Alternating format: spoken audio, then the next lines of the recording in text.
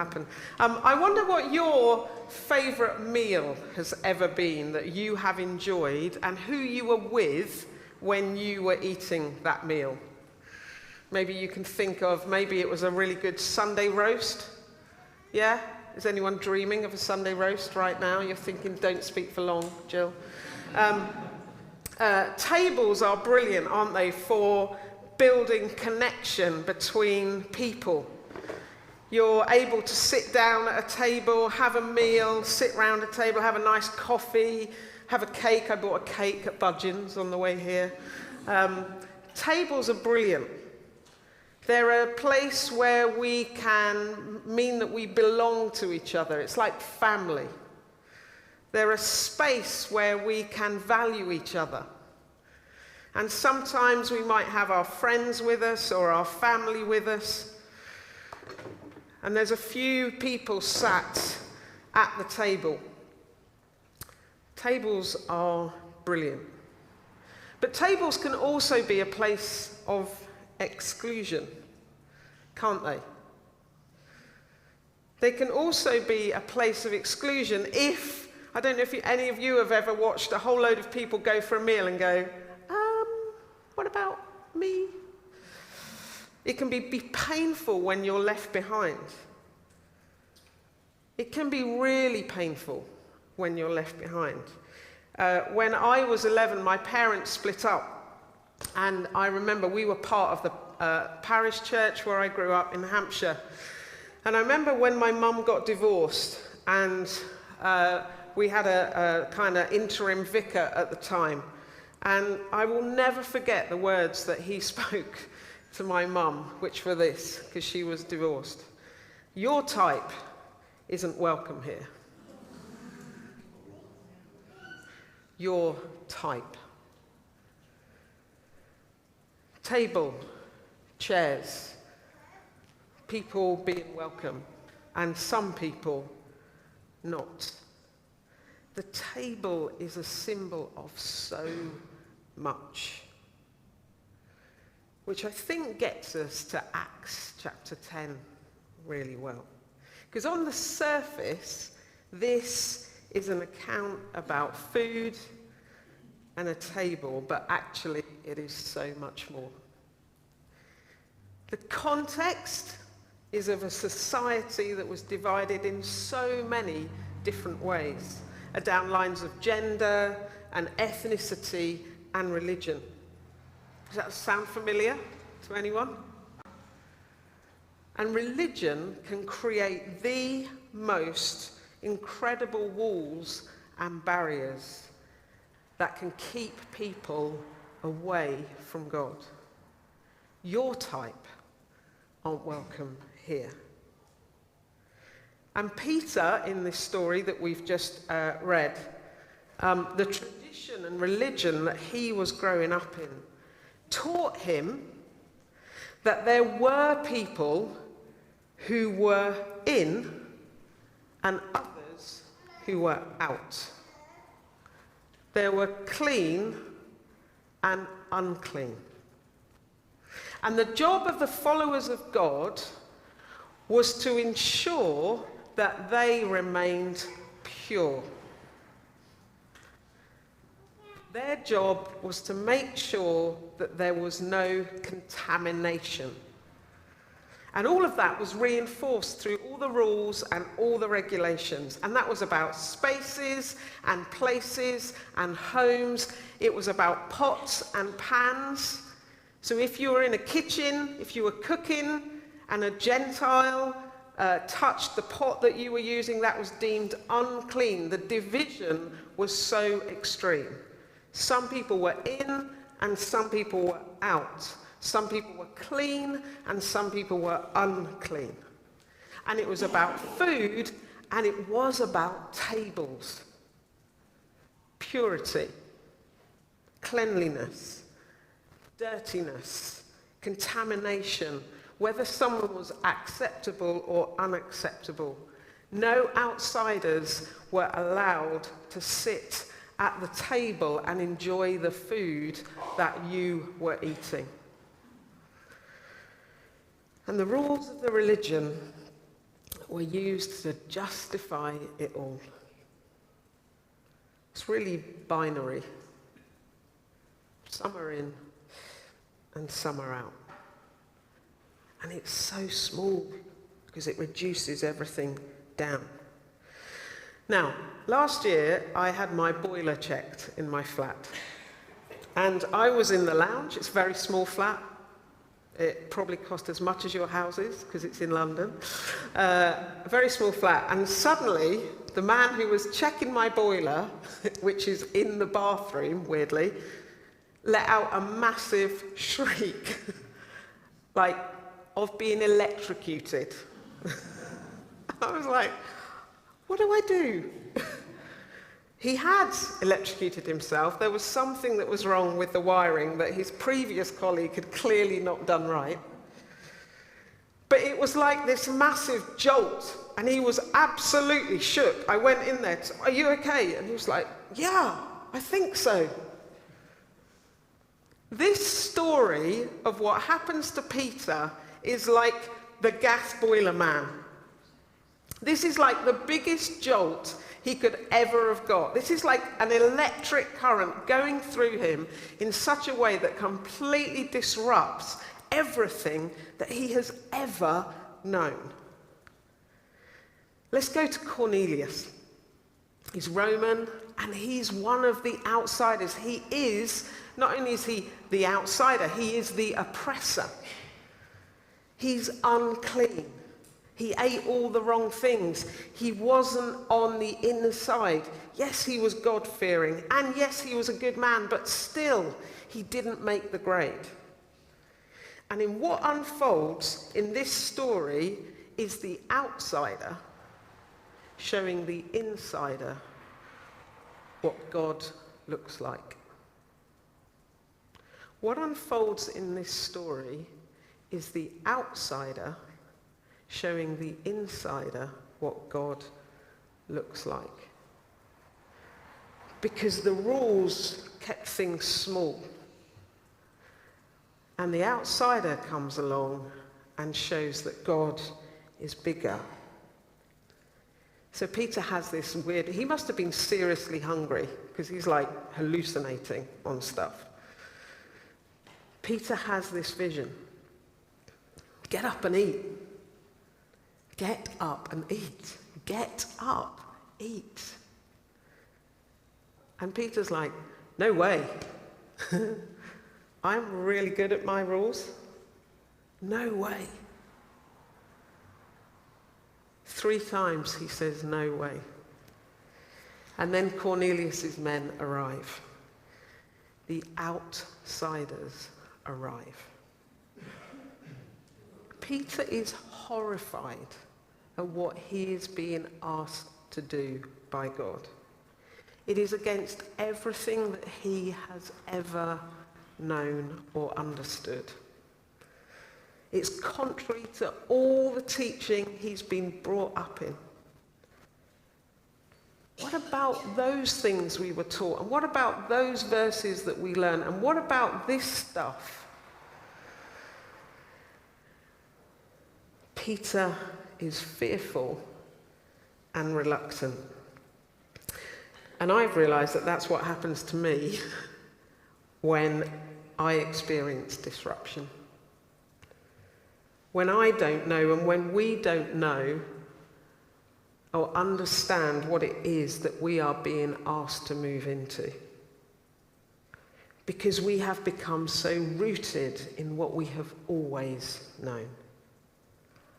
Do you know when you feel uncomfortable, like it bubbles up, doesn't it? You like get that, like your tummy feels tense and there's like a little, oh no.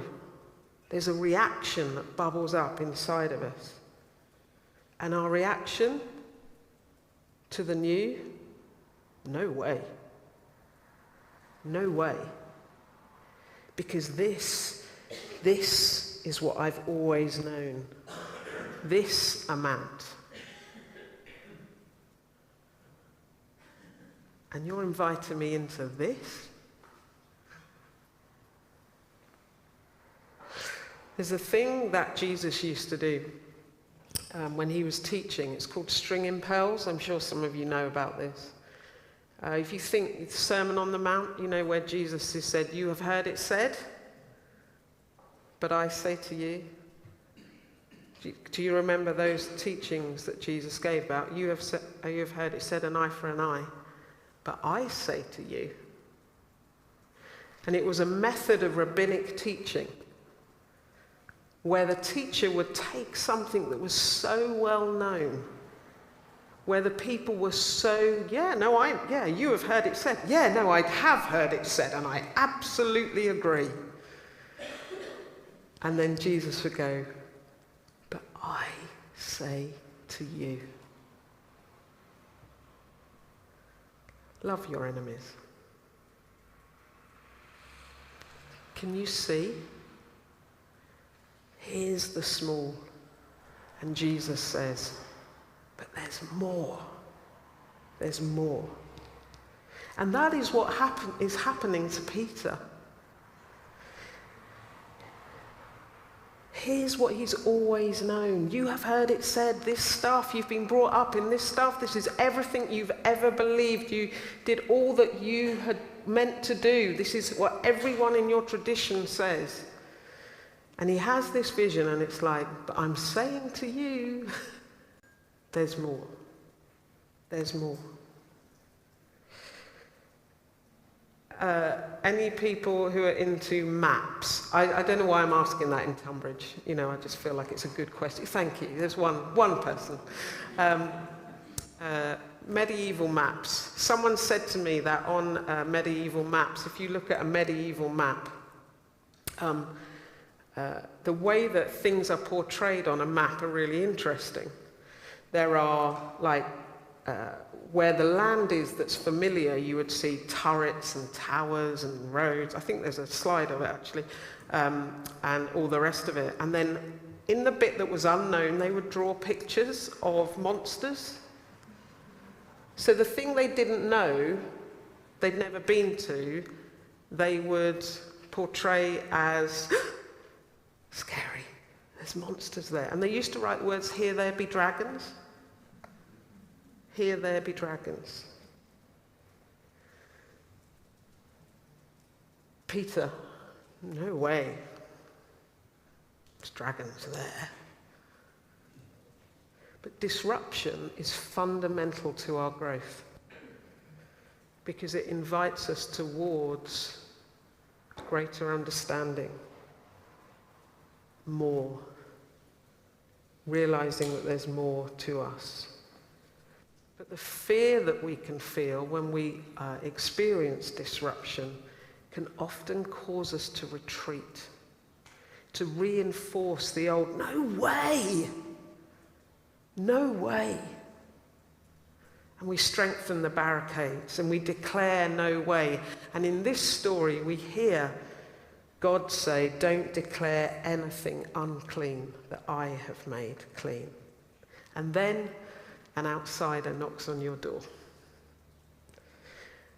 God lives and works and moves outside of our religious systems and sensitivities.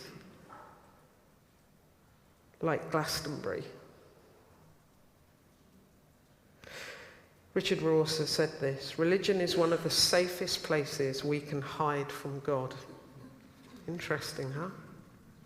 Religion is one of the safest places we can hide from God.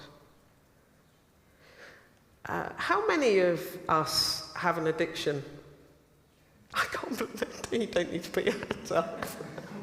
I love it if people actually, yeah, me, yeah. Addictions are really fascinating. We all have them, by the way. Every single person has an addiction. I know you've got some great work here with people with addictions.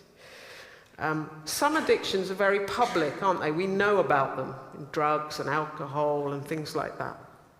And then there are private addictions. But I want to suggest to you that there's another addiction, which is this: the addiction to our own way of thinking.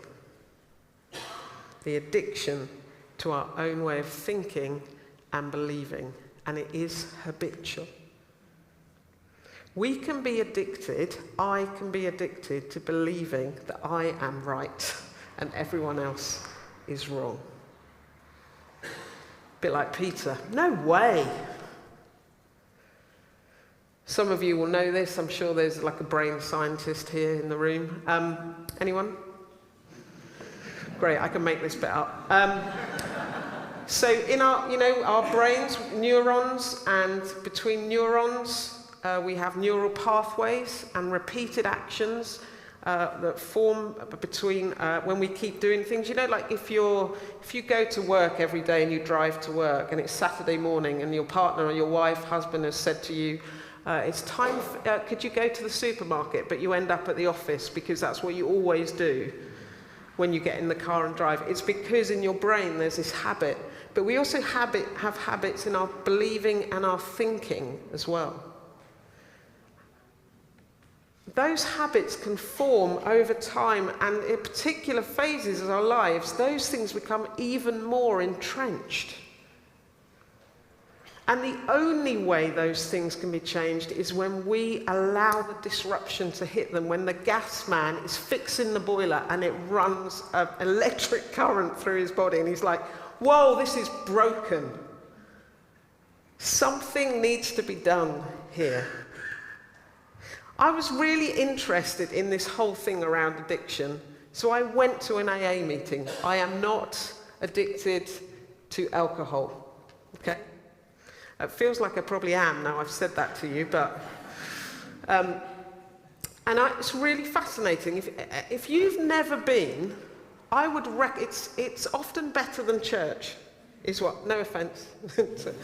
It's the most inspiring space I have been in for years.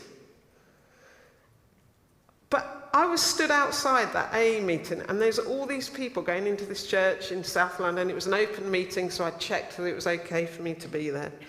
And I felt nervous. I felt afraid.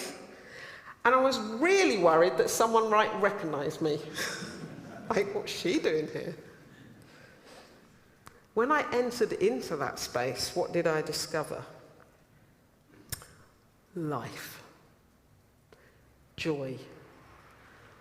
Unrelenting honesty. It was expansive. It was full of possibility.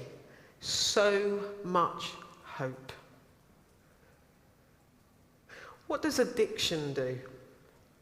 Well, it robs us, it reduces us, and it takes life away from us.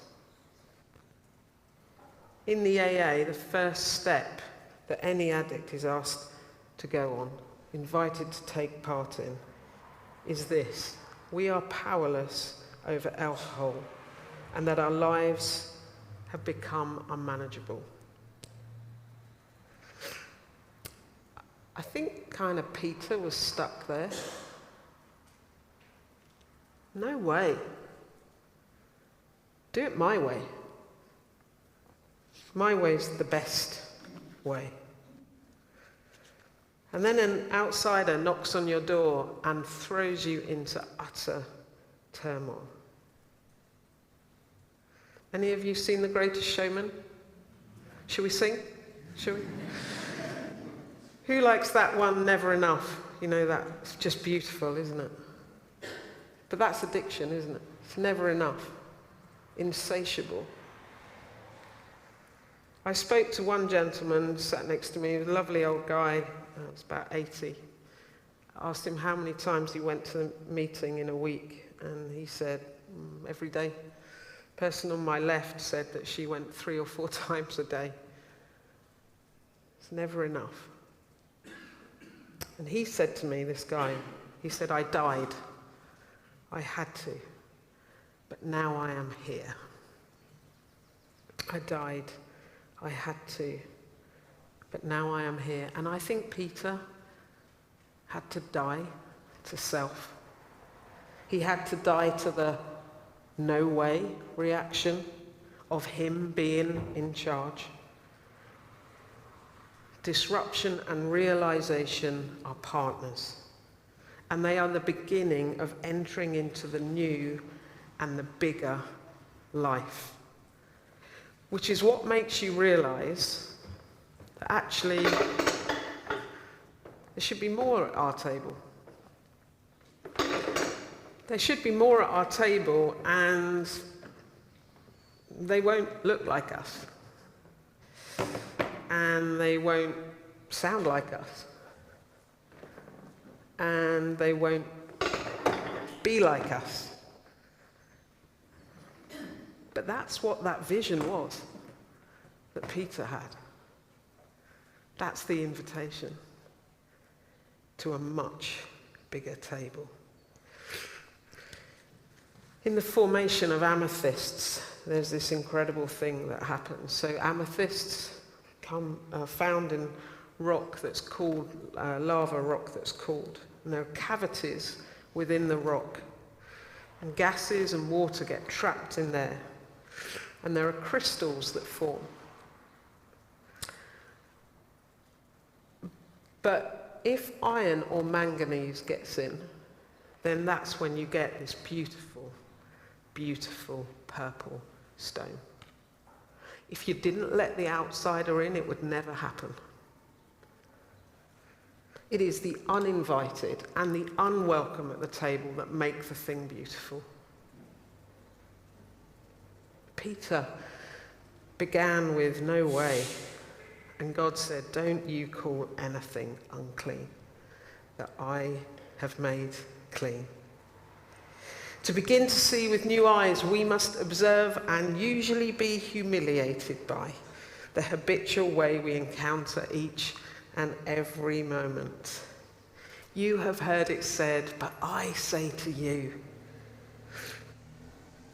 You are saying, Jill, you keep saying they're not welcome, but I say to you, they are. That verse that we all know in Micah, act justly, love mercy, walk humbly. Always perplexed me what humble means, and because of some of the work I do in Oasis, I really dug into it. And the more I thought about it, the more I realised that to be humble is to be curious. To be humble is to be willing to listen. To be humble, Jill, is to admit that I don't know everything.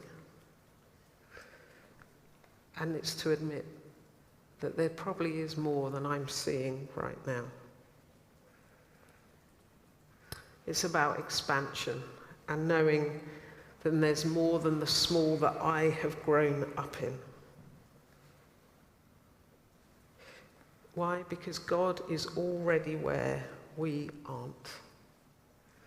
God is already where we aren't. There's a story I'll just tell you as we bring things to a close of I was visiting some friends in Exeter, and they told me they lived who's been to Exeter? Anyone? It's beautiful, isn't it? And around the cathedral, they lived in the cathedral square, and she was one of the leaders in the cathedral there, her and her husband. And they had some people around to their house, a couple, and they brought their little girl. She was about 6 years old. Now, this house was just fantastic, old, massive house, like Georgian, huge house. And Mum and Dad and Anna and Arthur were in their lounge having a nice glass of wine. And the little girl, she just, like you do, she decided to explore the house. So she starts running all around the house, and they just leave her to get on with it because it's just this like endless house with loads of doors and all that stuff. And she starts opening doors to see what she can see, and there's these massive bedrooms with really high ceilings and all the rest of it. And then Mum and Dad and Anna and Arthur, they're downstairs, and then suddenly they hear this, Mum, Dad, and like panic. What has she done? And then this voice comes, there's more house. And this little girl had found behind a heavy curtain another door that led, it was like, Lion, the Witch and the Wardrobe. It was like down this corridor, and she discovered that there was more. And I love that story because that's the truth. There is more house. Peter, there is more than you've seen. There is more than just you and your friend having a slice of cake because you are the same as each other, or sharing a meal together. There is more. The change that he was invited to realize was made real in relationship. How do we know this?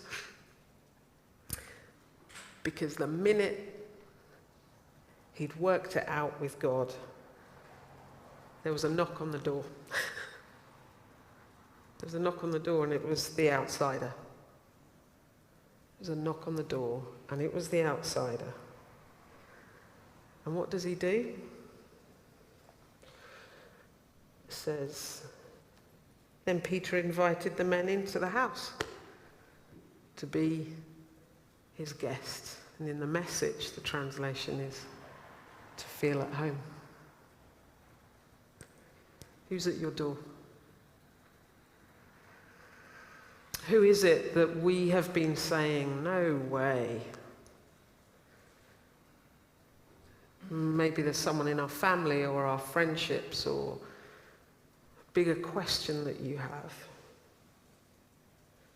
Peter, the change for him was made real in relationship. There was a knock on the door. And Peter invited them in. More tables, more chairs. You have heard it said, but I say to you. Let's pray.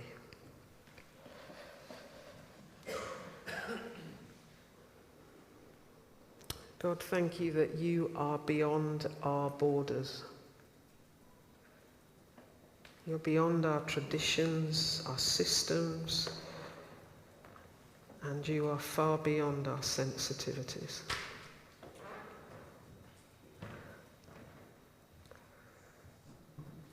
God, would you show each of us, and I include myself in this, would you show us who is knocking at our door? And we've been kind of, no way, God, not then. Would you show us? And would you give us the courage of Peter to help whoever that is to feel at home alongside us at our meal table, welcomed.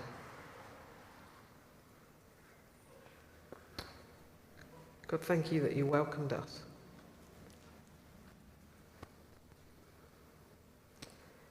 In Jesus' name, amen.